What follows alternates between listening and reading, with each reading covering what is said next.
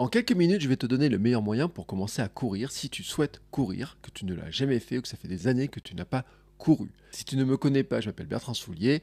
Il y a quelques années, j'étais comme toi. J'ai commencé à courir à 40 ans et ensuite, petit à petit, j'ai augmenté les distances. J'ai couru un marathon, j'ai fait du trail, j'ai fait 24 heures, j'ai couru un autre marathon, j'ai même fait du vélo. Et il y a un truc que j'ai appris dans la course à pied, quelque chose qui est fondamental, c'est comment on arrive à devenir un coureur.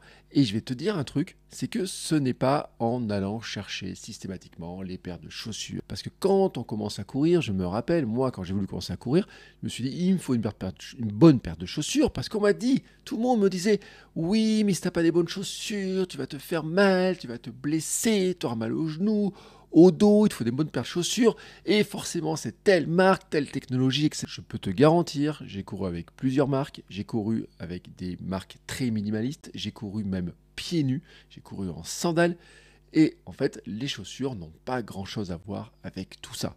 Alors oui, il y a des technologies, oui, il y a des chaussures qui vont avoir plus de confort, il y a des chaussures qui vont être plus larges, il y a des chaussures qui vont être plus épaisses, il y a des chaussures qui vont être un petit peu plus raides, d'autres un petit peu plus souples, mais honnêtement, quand tu commences à courir, la chaussure, elle ne joue pas vraiment un grand rôle. Et surtout, quand tu commences, tu ne peux pas choisir une paire de chaussures qui sera adaptée tant que tu n'as pas fait une chose avant. Donc la chaussure, on l'élimine et je te dirai ce que tu dois faire avant. Ensuite, tu pourrais te dire, je manque d'informations, je ne sais pas comment je dois faire, je me demande c'est quoi ces histoires de VMA, est-ce que je dois faire des accélérations, du fractionné, des sorties longues, VMA courte, VMA longue, qu'est-ce que je dois faire? Bon, tu pourrais te tenter d'aller regarder des dizaines de vidéos YouTube, tu pourrais te tenter d'écouter des podcasts. Alors, si tu veux écouter des podcasts, je ne vais pas t'empêcher de le faire. Moi-même, j'ai un podcast sur la course à pied qui s'appelle Kilomètre 42, tu cherches KM42, tu vas trouver ce podcast-là. Mais je ne vais pas te dire que tu as besoin d'écouter mon podcast ou un autre podcast pour commencer à courir. Non, tu dois faire une chose avant, vraiment une chose essentielle. Je vais te la dire après. Mais avant, je vais te dire un autre truc que tu ne dois pas faire. Et ça, c'est forcément te dire, j'ai besoin de plus d'informations. Je vais acheter des livres, je vais acheter plein de livres et tout. Tu vois, moi, des livres, j'en ai plein dans ma bibliothèque. Mais c'est pas ces livres-là qui m'ont aidé à courir. Je peux te garantir, même celui-là, tu vois, il dit du jogging au marathon. Bon, bah franchement, tu vois, c'est pas ça qui va te permettre de devenir un coureur ou une coureuse. Tu vas me dire, mais alors, c'est quoi qui va me permettre de devenir un coureur ou une coureuse?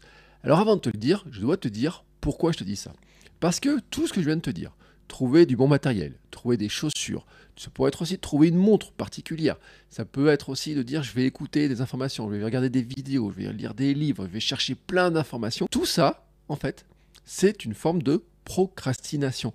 C'est comme si tu me disais aussi, pour courir, il me faut un coach, mais j'ai pas l'argent pour prendre un coach, donc je vais pas courir. Et je vais courir quand j'aurai de l'argent pour me payer un coach. De même que je vais courir quand j'aurai de l'argent pour avoir des baskets, pour avoir un t-shirt, pour avoir un short, pour avoir une brassière si tu es une femme.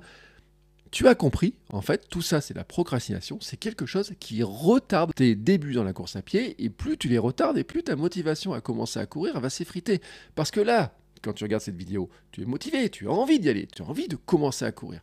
Mais si tu rajoutes des étapes, si tu rajoutes de la complexité, si tu rends les choses plus difficiles, moins simples, j'ai envie de te dire, qu'est-ce qui va se passer? Eh bien, tu vas commencer à te poser des questions. Tu vas trouver que c'est compliqué.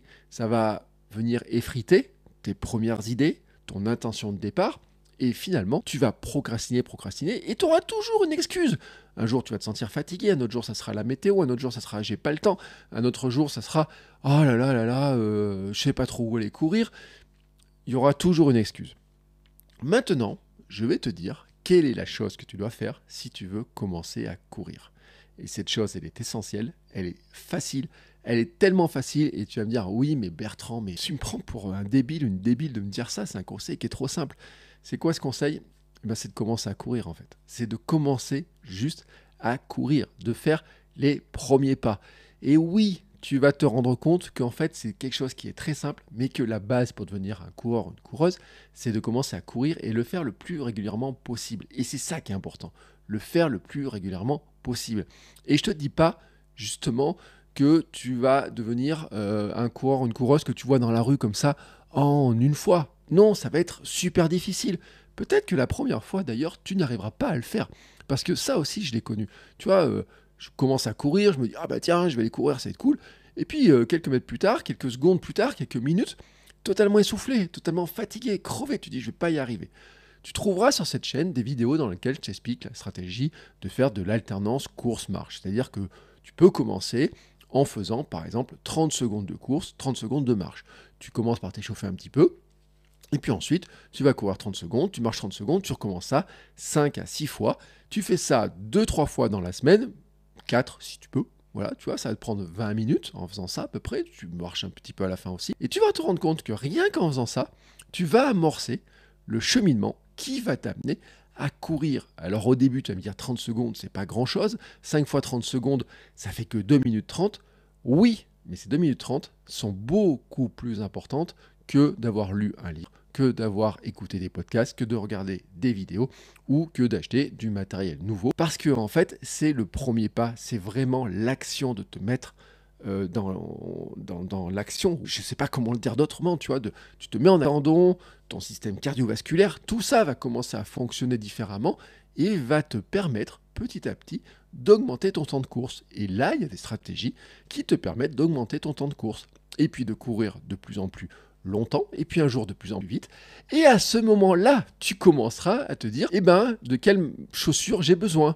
Est-ce que j'ai besoin d'avoir une montre plus compliquée? Est-ce que j'ai besoin d'avoir une montre qui a vraiment toutes des fonctionnalités? Est-ce que j'ai besoin de savoir de faire du fractionné? Et là, tu pourras aller chercher dans des livres, des vidéos, des podcasts, du coaching, des programmes, tout ce que tu veux pour progresser et aller plus loin. Si maintenant cette démarche-là t'intéresse, bah, tu es sur la bonne chaîne. Si tu regardes dans mes vidéos, tu vas trouver des conseils pour débuter, tu vas trouver aussi des conseils pour progresser, tu vas avoir des analyses, tu vas pouvoir écouter des podcasts, et si tu regardes dans la description, je te mets des liens pour aller plus loin et pour découvrir comment je peux t'aider.